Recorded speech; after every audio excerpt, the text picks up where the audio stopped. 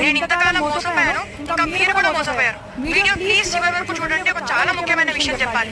ఒకప్పుడు మనందరం modern science ని విని ఉపవాసం చేస్తే హెల్త్ కు మంచిది కాదు అని చెప్పి ఉపవాసం చేయడం మానేసాము. దాని తర్వాత అదే మోడర్న్ సైన్స్ లేదు fasting is beneficial for health అని చెప్పగానే మళ్ళీ మనం డీటాక్స్ డైట్, ఇంటర్మీడియట్ ఫాస్ట్ అని చెప్పి రకరకాల ఫాస్టింగ్ మొదలెట్టాము.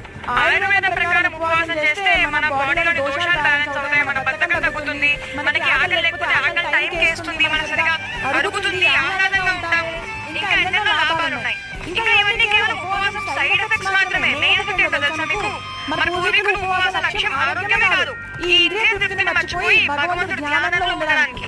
ఏకాదశి ఉపవాసం భక్తి శ్రద్ధలతో చేస్తే మన పాపాలన్నీ తొలగిపోతాయి. ఇంకా రాబోయే 18వ జూన్ పాండవ నిర్జల ఏకాదశి. ఈ ఏకాదశి ఉపవాసం చేస్తే ఏడాదిలోని అన్ని ఏకాదశులకి ఉపవాసం చేసిన ఫలితం వస్తుంది.